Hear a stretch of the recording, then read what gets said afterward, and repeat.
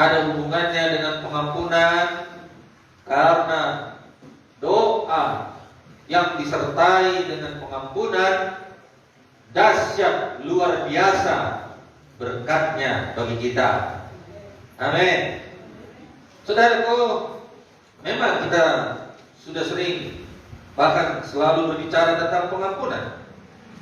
Tetapi adakah semua kita bisa mempraktekkannya? Apakah kita semua mampu mempraktekkannya? Ini merupakan tantangan juga ya. Ini merupakan ujian kepada kita. Kalau kita menang di dalam pengampunan ini, sungguh luar biasa, saudara, mujizat Tuhan di dalam kehidupan kita. Banyak keadaan di dunia ini yang membuat hati kita tidak enak, membuat hati dan pikiran kita tidak damai. Ketika kita disakiti, dilukai, dikecewakan, difitnah, dan lain sebagainya. Terkadang, saudara yang kasih, kita sulit melepaskan pengampunan, berat melepaskan pengampunan. Betul? Terkadang berat melepaskan pengampunan, sulit melepaskan pengampunan, sulit mempraktekkan pengampunan. Tapi kalau kita menang, maka mujizat yang besar jadi bagi kita. Amin. Amin. Hal pengampunan merupakan hal yang tidak mudah memang. Tidak mudah untuk dilakukan. Hampir semua orang, termasuk juga hamba Tuhan dan pendeta, sulit mempraktekkan pengampunan ini. Haleluya. Saudara yang kasih, terutama orang-orang yang sering menerima penjoliman, ya, sehingga sakit hati. Dan biasanya memang ini adalah orang-orang yang terdekat dengan kita, yang menyakiti hati, yang melukai hati. Tidak jauh orangnya, bukan Pak Jokowi, ya kan? Jauh, kalau Pak Jokowi masih jauh. Tapi orang yang terdekat kita, itu yang paling sering melukai hati kita. Memang tidak mudah mengampuni dan memberi kesempatan yang kedua kepada orang lain. Perasaan sakit hati, bahkan kadang-kadang sakit hati ini berlangsung bertahun-tahun. Kadang-kadang juga gak ada yang tahu, cuman kita dengan Tuhan yang tahu. Betul? Haleluya. Hari ini bebaslah itu. Hari ini bebaslah itu. Ada kalanya memang kita merasa berhak untuk marah, berhak untuk sakit hati, berhak untuk kepahitan. Aku kan gak salah, aku kan benar. Kadang-kadang kita merasa seperti itu di dalam hati dan pikiran kita. Tetapi apakah kita terus menyimpan kesalahan itu dan membiarkannya jadi duri dalam daging kita, yang membuat kita, saudara yang kasih, tidak damai, yang membuat hati kita gusar. Saudaraku, duri dalam daging kita, jangan biarkan, amin, yang membuat kita tidak merasa nyaman di dalam kehidupan kita. Itulah duri dalam daging kita. Jangan biarkan. Haleluya. Jika Tuhan mau mengampuni orang-orang yang telah menganiaya Dia, Tuhan pun rindu melihat kita melakukan hal yang sama. Tuhan Yesus ditangkap, Tuhan Yesus dianiaya, Tuhan Yesus digosip, Tuhan Yesus, saudara yang kasih, disalibkan. Saudara bahkan sampai mati di kayu salib. Tapi Dia berkata, ampunilah mereka Bapa. Maka kita juga wajib rajin mempraktekkan pengampunan. Sanggup gak ya? Gak usahlah seperti Yesus sampai mati di kayu salib. Betul? Betul? Merasa tersinggung, merasa sakit hati, kepahitan, ya, karena perbuatan orang lain. Dan jangan biarkan. Sebagaimana Yesus mempraktikkan pengampunan, praktekkanlah pengampunan di dalam kehidupan kita. Bilang sama teman di kanan kiri, praktekkan pengampunan dalam hidup kita. Haleluya, haleluya. Kalau Tuhan Yesus sudah mati di kayu salib, maka kita memiliki kesanggupan. Kenapa? Karena ketika kita tidak sanggup, sudah ditangkupnya di kayu salib. Amin. Tidak sanggup mengampuni, tidak sanggup memaafkan, sudah ditangkupnya di kayu salib supaya kita sanggup mengampuni dan memaafkan. Haleluya. Seburuk apapun yang kita alami, sebesar apapun kekecewaan kita, saudara yang kasih, hari ini bereslah itu. Jangan ada kekecewaan, jangan ada sakit hati, jangan ada kepahitan, dendam. Amin. Amin.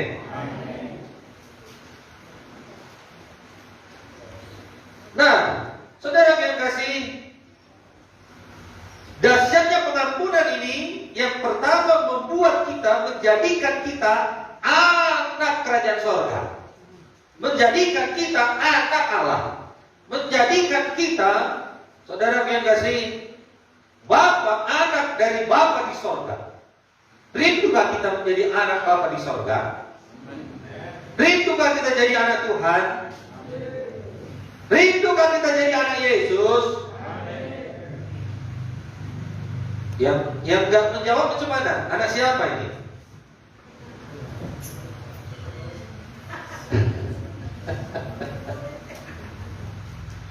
Saya ulangi. Rindukah kita menjadi anak Tuhan? Rindukah kita menjadi anak Bapa di sorga? Masih ada yang belum jawab? Kalau ada yang belum menjawab, dia masih mikir. Nanti sudah ngomong. Matius 5 ayat 44 sampai dengan 45. Tetapi aku berkata kepadamu, kasihilah musuhmu dan berdoalah bagi mereka yang menganiaya kamu, karena dengan demikianlah kamu menjadi anak-anak Bapamu yang di surga. Berarti kalau kita mengampuni, menjadi anak Bapa di sorga. Kalau kita mengasihi musuh, kita nggak punya musuh. Orang yang merasa bermusuhan dengan kita, jikalau kita mengampuni, maka kita menjadi anak Bapa di sorga. Jika kita berdoa bagi yang menganiaya kita, yang menipu kita, maka kita menjadi anak Bapa di sorga. Haleluya.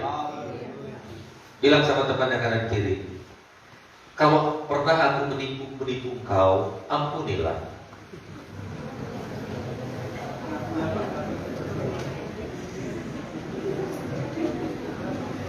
Korban penipuan, katakan amin.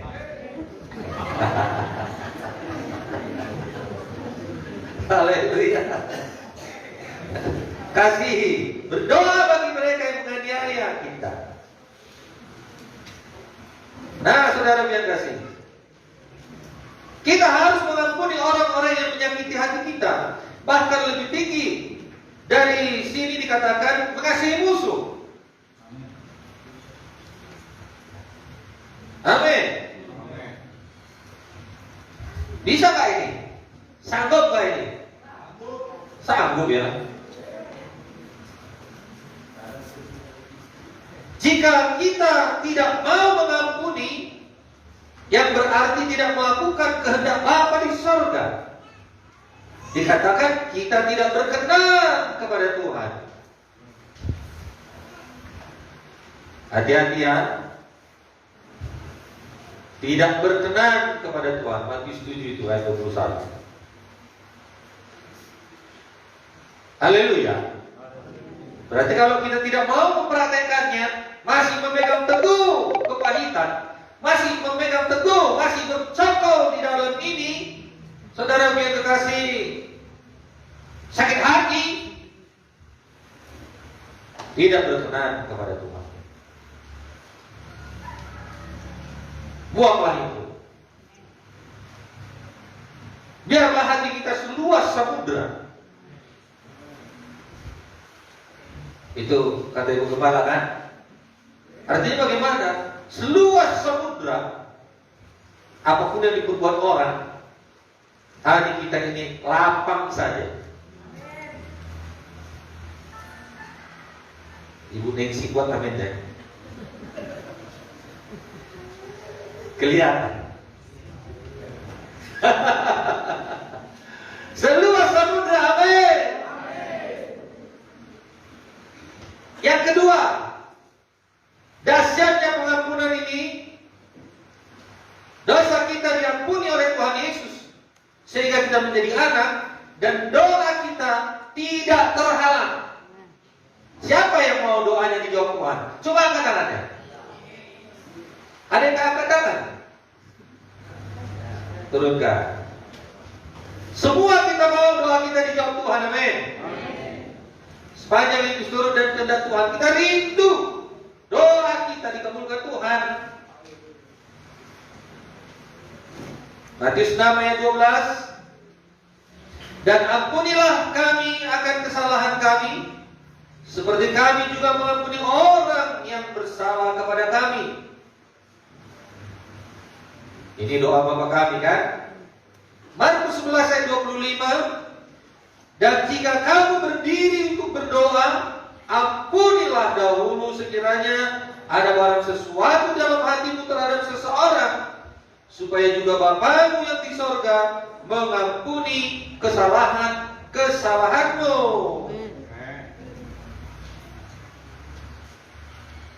Tidak usah berdoa, gak dijawab Tuhan kalau masih ada sakit hati. Capek saudara, bagus tidur. Saya gitu, kok lagi kesal saya nggak ada sama seseorang. Saya tahu doa saya pasti nggak dijawab Tuhan. Saya mau tidur aja. Tapi jangan diteruskan. Amin. Nanti dibawa tidur betul-betul tidur, nggak bangun-bangun. Haleluya. Karena ada orang yang sakit jantung kan, sakit hati dia dibawa tidur, tiba-tiba nggak bangun lagi.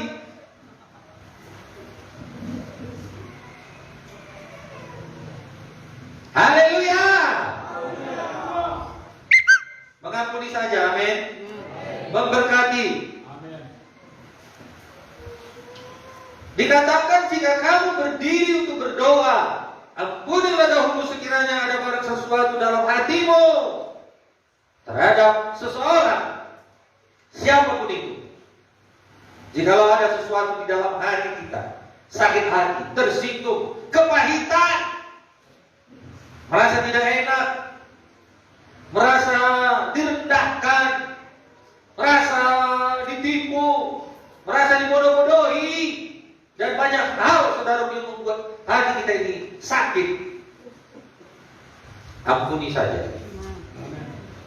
Haleluya. Supaya doa kita didengar Tuhan dan dikabulkan Tuhan, supaya Bapamu yang di sorga dikatakan mengampuni kesalahanmu. Gratis mengampuni, gak bayar. Ya udah, kalau gak bayarnya mengampuni, ya sudah mengampuni saja. Amin. Nah ini paling sering ini, 1 Petrus 3:7 ini. Ini saya rasa kita bacalah sama-sama ya. 2, 3, ya. Demikian juga kamu, hai suami-suami, hiduplah bijaksana dengan istrimu sebagai kaum yang lebih lemah. Hormatilah mereka sebagai teman pewaris dari kasih karunia, yaitu kehidupan, supaya doamu jangan terhalang. Jelas sekali ini. Supaya doamu jangan terhalang. Suami istri harus saling mengampuni. Haleluya. Sejahat apapun yang dilakukan istri, ampuni. Sejahat apapun yang dilakukan suami, ampuni. Cuma Nuku Krisma yang kuat, haleluya. Amin. Sejahat apapun perlakuan istri, ampunilah. Sejahat apapun perbuatan suami, ampunilah. Supaya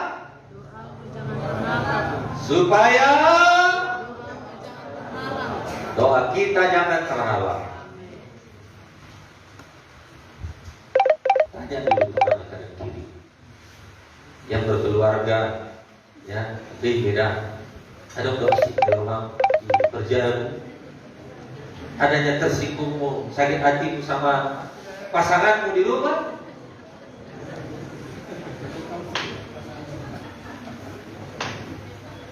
Haleluya.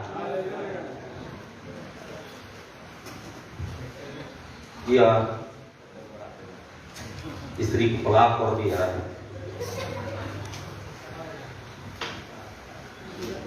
Dia di sini nggak ada. Di sini nggak. Di luar sana, jauh arah Simpang Lima sana.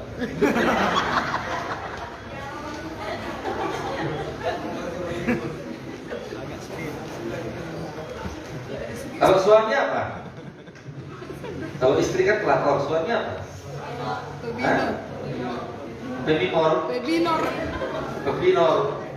Nah, itulah itu. Haleluya. Penting ini suami istri ini. Jangan nanti suami sudah kerja keras, ya kan? Istrinya sakit hati, belum beres. Jadi nggak mau berdoa sama-sama. Ke gereja sama pun nggak. Istrinya duluan 1 kilometer ke belakang suaminya. Nggak di sini ya.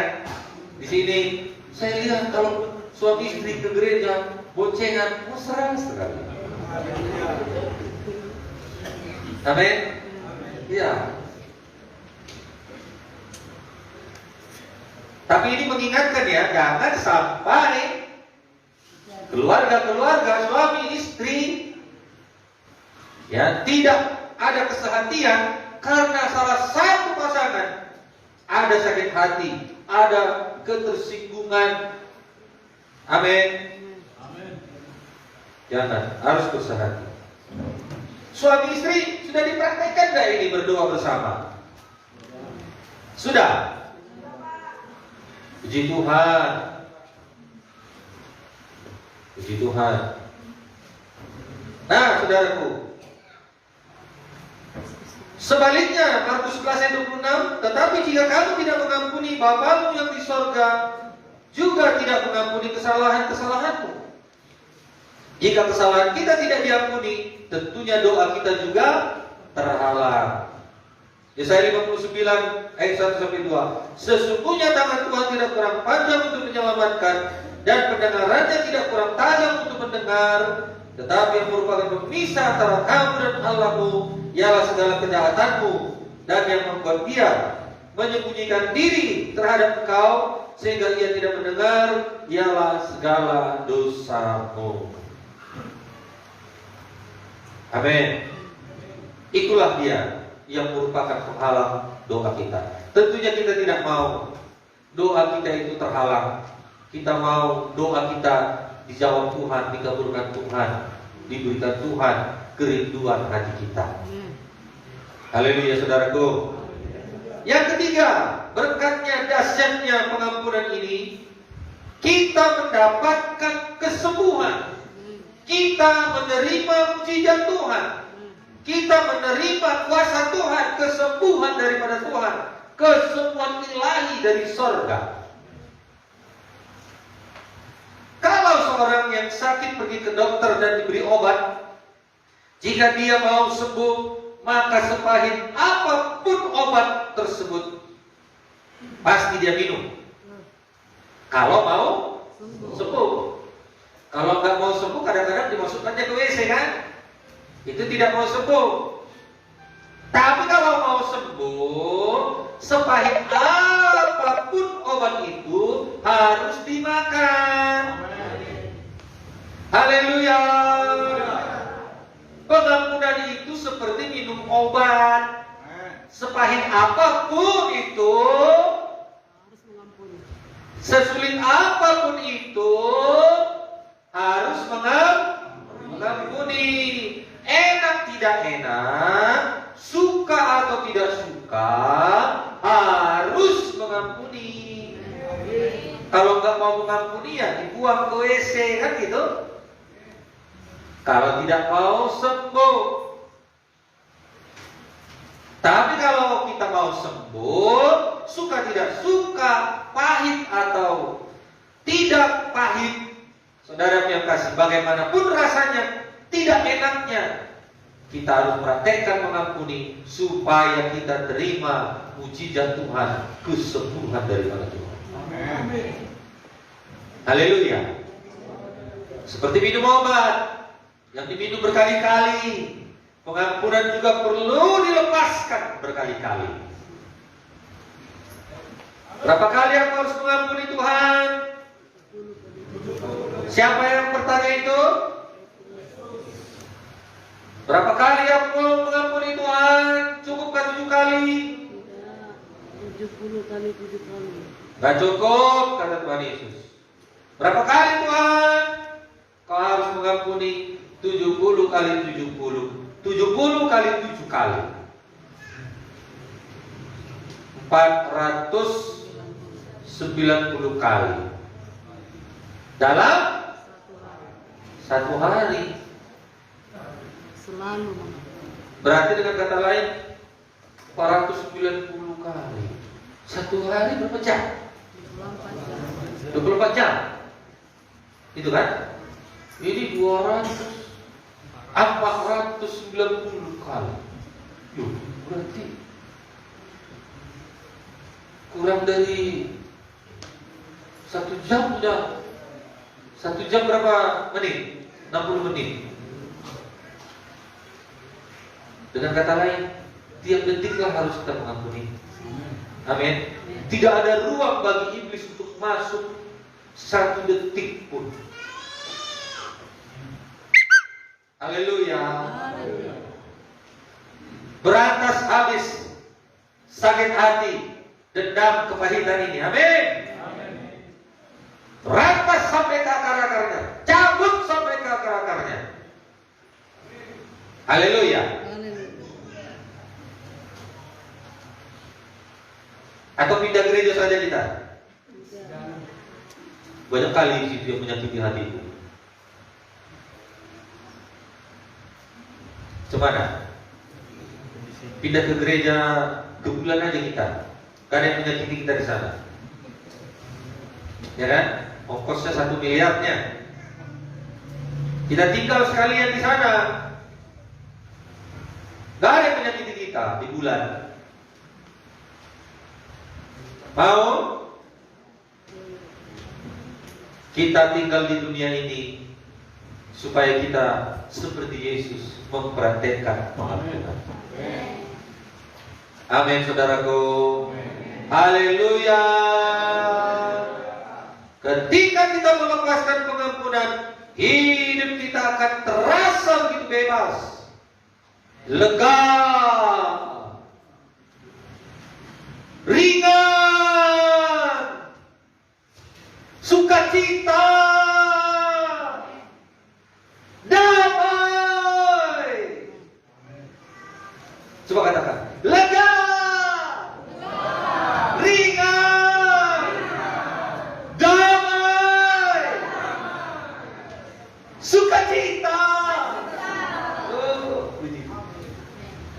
Tampaknya yang besar-besar gininya banyak mengampuni orang ini. Macam mana ini yang lain ini?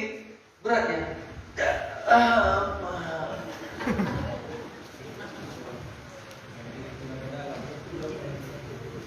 Gimana? Berat ya?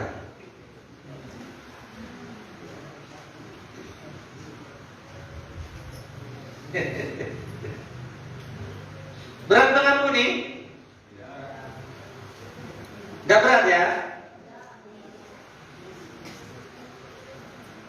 Ya Pak, maunya mengampuni, tapi jangan lihat mukanya Pak. Ya sama saja. Ampunilah, jumpailah dia. Aduh Pak, maunya aku mengampuni Pak, tapi janganlah dijumpai Pak. Nanti bukan berdamai lagi, malah bertumpuk kami nanti. Berarti belum mengampuni. Mengampunilah dengan sungguh-sungguh. Mengampunilah dengan tulus. Kami melayani ke Jalan Seksama ya kemarin ini. Jadi ada jiwa kita yang kemarin datang KKR belum menikah dia. Ada temannya, dia ditinggalkan suaminya. Kenapa ditinggalkan suaminya? Rupanya suaminya ini selingkuh sama teman istrinya. Kenapa bisa begitu? Dia sama-sama mereka mengunjungi orang tua selingkuhannya ini. Lama-lama suaminya jadi longkok tuh iman. Berarti pagar makan.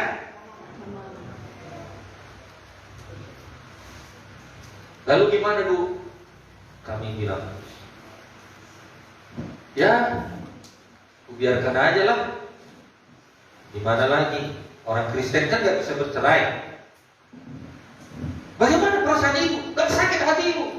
Ya memang sakit ya hati ini Pak. Dikhianati, kawan mengkhianati, suami mengkhianati.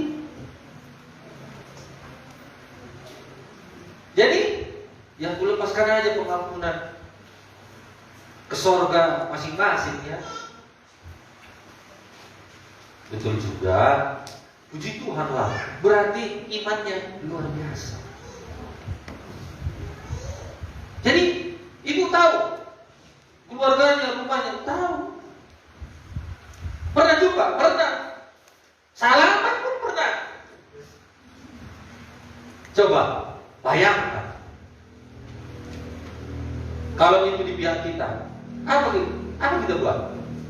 Ambil parah mungkin ya. Kau pengkhianat, pelakor.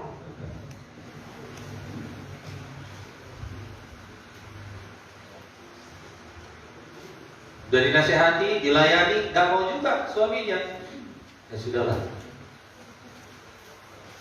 Penting anak ini dibiayai. Aku cari makan sendiri. Daripada dia simpan dendam, dia simpan sakit hati, dia simpan kepahitan yang itu membuat dirinya juga semakin terpuruk. Ya lebih baguslah aku mengampuni saja. Toh juga aku sudah punya anak, ngapain menceraikan? Sudah. Bagus banyak melayani Tuhan. Haleluya. Bagus banyak melayani. Iya. Saudara yang kasih, berat itu kalau keadaan itu jadi kepada kita. Berat, sangat berat. Boleh jadi istrinya pun kawin lagi kan gitu, tapi dia tidak mau kawin lagi.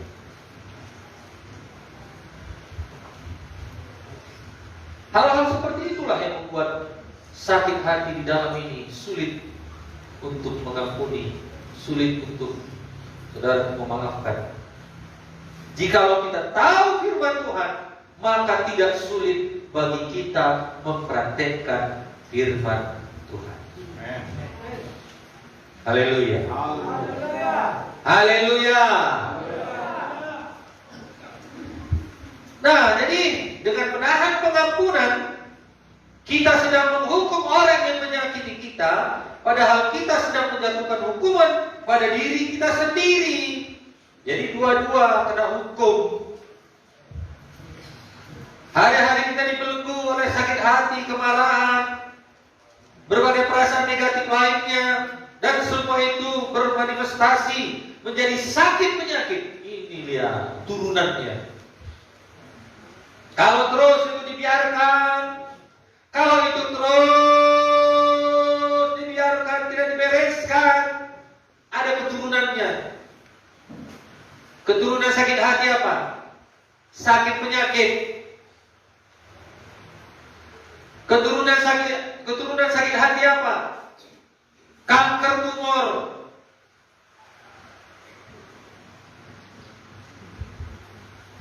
Jadi hilangkan aja sakit hati. Buangkan saja sakit hati. Haleluya. Haleluya. Buangkan. Tulus saja kita mengampuni. Nah, saudara yang kasih. Yang keempat, dahsyatnya pengampunan dan berkat dari pengampunan ini membawa pemulihan hubungan kita dengan sesama. Dengan Tuhan tadi supaya kita jadi anak Tuhan, dengan suami istri supaya doa kita dikabulkan Tuhan, menurunkan mujizat Tuhan, dan yang keempat ini membawa pemulihan hubungan kita dengan sesama. Mana lebih enak? Berdamai dengan sesama atau bermusuhan? Berdamai aja. Amin. Berdamai. Amsal 17 ayat 9. Siapa menutupi pelanggaran mengejar kasih, tetapi siapa membangkit perkara menceraikan sahabat yang karib. Berarti kalau kita mengampuni, tidak membangkit kesalahan orang tersebut, sehingga hubungan kita bisa dipulihkan bersama dengan orang lain. Haleluya. Kalau sudah ada pembicaraan, kalau sudah ada say hello, percakapan, jangan lagi diungkit-ungkit yang sudah dilupakan, yang sudah dikuburkan. Jangan diingat lagi. Haleluya. Jangan katakan kejam kali yang kau buat dulu itu.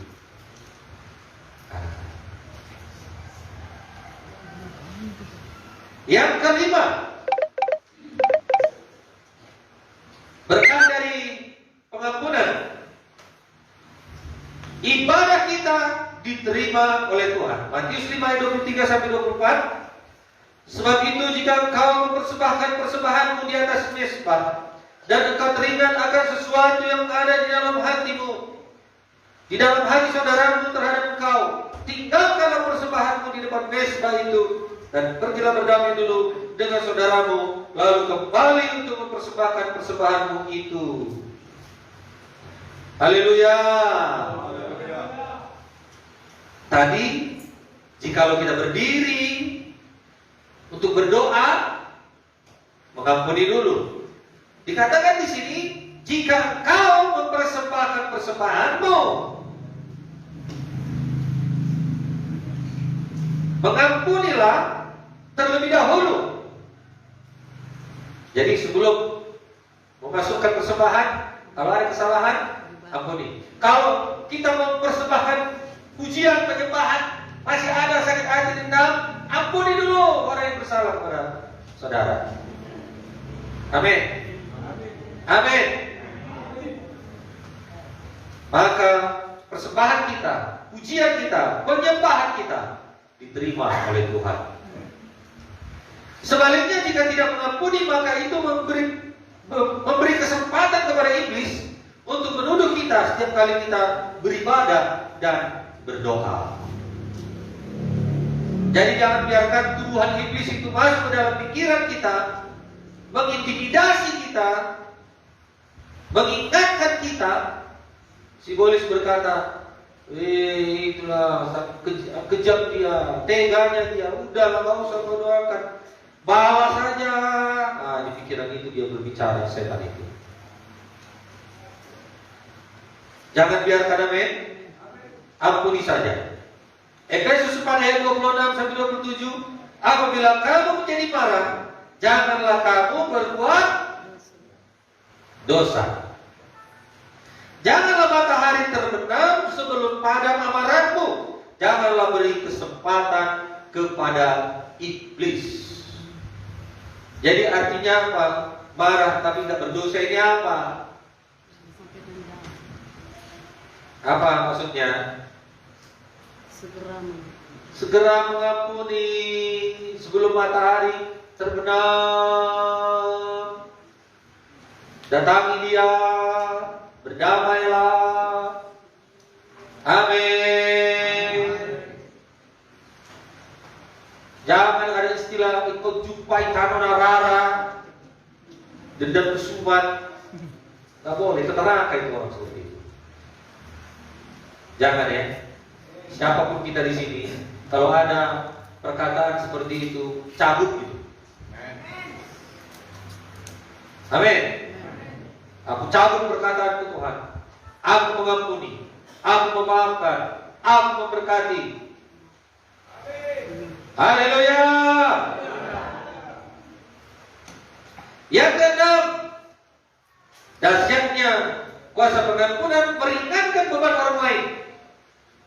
2 Korintus 5:7. Tetapi jika ada orang yang menyebabkan kesedihan, maka bukan hatiku yang disedihkannya, melainkan hati kamu sekalian, atau sekurang-kurangnya, supaya jangan aku melebih-lebihkan hati beberapa orang di antara kamu.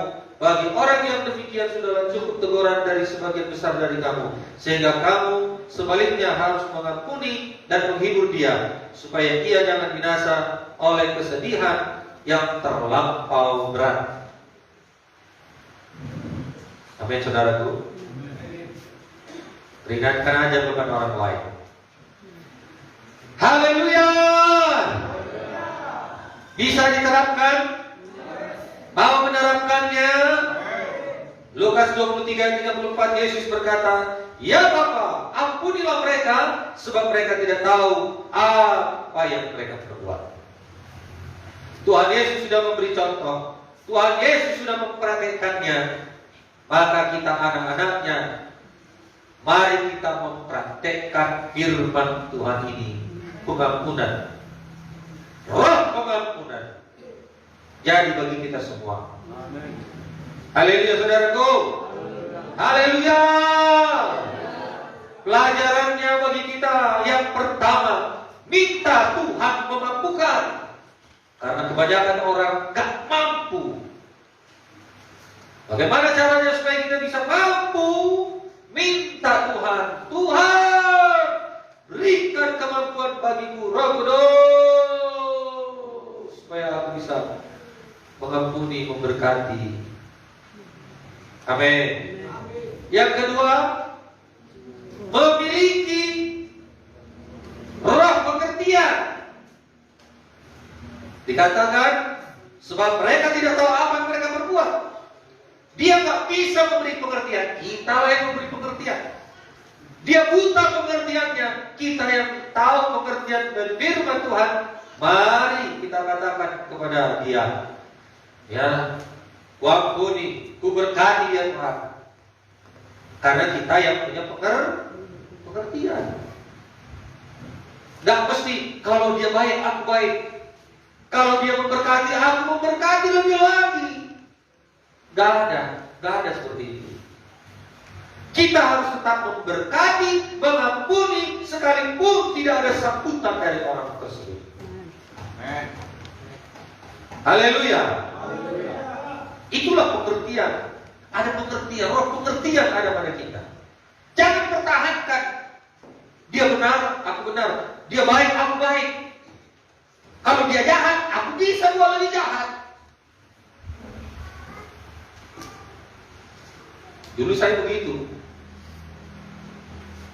Kalau dia baik, ini udah lahir baru. Kalau dia baik, aku baik. Kalau dia jahat, oh, tunggu, ada saatnya. Rupanya salah seperti itu. Haleluya. Yang ketiga, memiliki kerendahan hati kita menerapkan pengampunan ini. Bertambah humble, bertambah rendah hati. Haleluya. Haleluya. Tidak ada kesombongan bagi orang yang memiliki roh pengampunan. Tidak ada kesombongan, tapi kerendahan hati. Ada orang yang rendah hati namanya John D. Rockefeller. Ada 6 kata yang menjadi kamus di dalam hatinya, di dalam hidupnya, yang begitu berkesan, yang membuat dia menjadi orang yang rendah hati. Mau tahu itu apa? Mau tahu? 6 kata itu mau tahu? 6 kata itu ialah: saya mengaku saya telah melakukan kesalahan. 6 kata. Amin. Haleluya. 6 kata ini, saudara yang terkasih, menjadikan kita orang yang rendah hati. Tidak ada kesombongan bagi orang yang melakukan, mempraktekkannya. Mengapa saya katakan demikian? Karena John Rockefeller ini sudah mempraktekkannya. Coba katakan, saya mengaku saya telah melakukan kesalahan. Praktekkanlah itu. Amin. Kalau kita bisa melakukannya, mengatakannya, maka kita, saudaraku, orang yang rendah hati. Haleluya. Haleluya. Ada pernah saya digaloni, ditabrak dari belakang sama mobil, tapi gak jatuh, tapi udah gini-gini lah. Lalu turun dia, saya berhenti, saya mau tahu apa yang diucapkannya. Orang Batak pula, jaksa. Saya berhenti.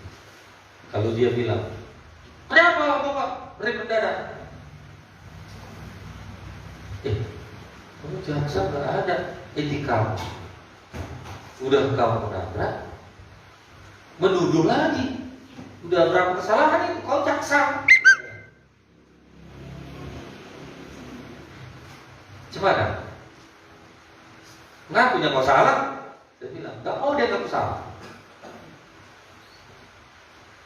Untung aku gak apa-apa, saya katakan. Tapi kuampuni kau, berkati kau. Tapi seorang jaksa etika gak seperti ini. Haleluya. Haleluya. Mau rem mendadak dia, mau rem jungkir balik dia, bikinlah jarak, bukan gitu harusnya. Ya kan? Udah tau macet kan? Bisa pula macet di menabrak orang.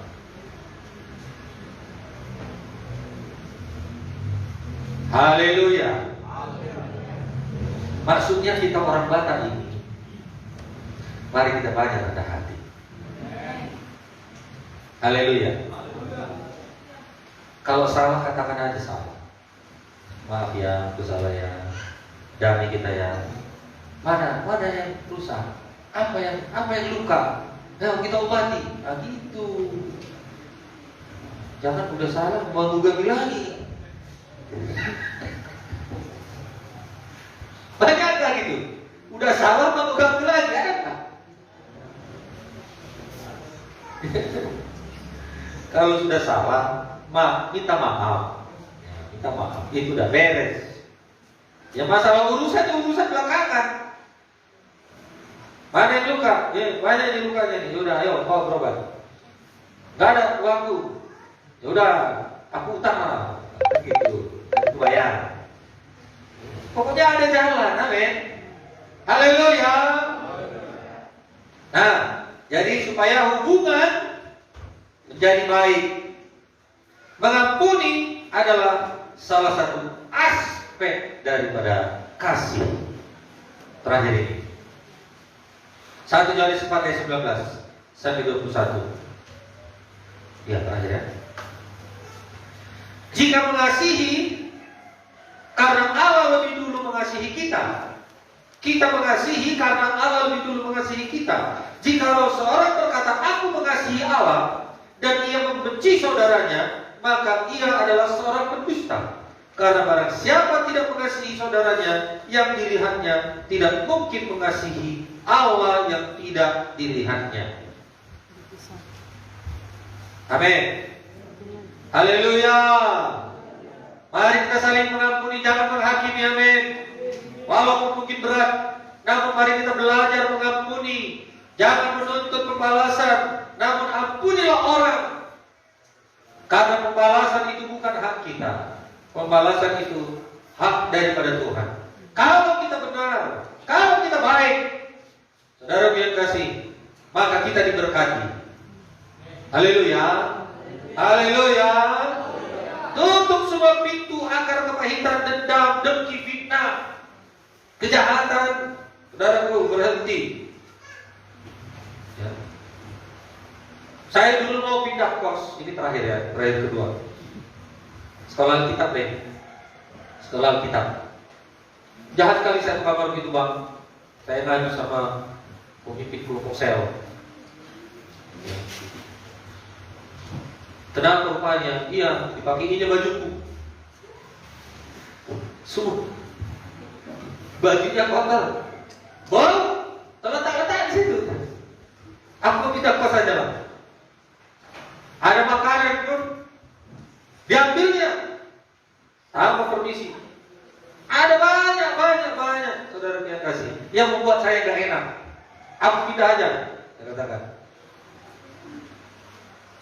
Lalu apa katanya? Kalau kau pindah kan terbentuk kau nanti. Kau kan mau jadi hamba Tuhan.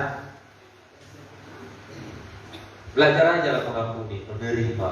Kalau kau tahu bajunya kau cuci aja.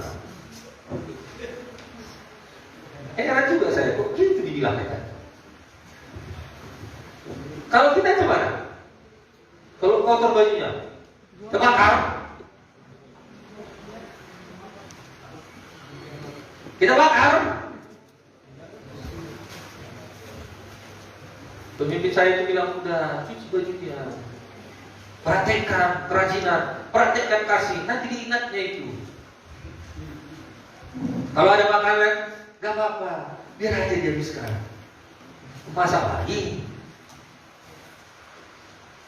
nanti diingatnya itu. Nah, ini dia perkataan, nanti diingatnya itu.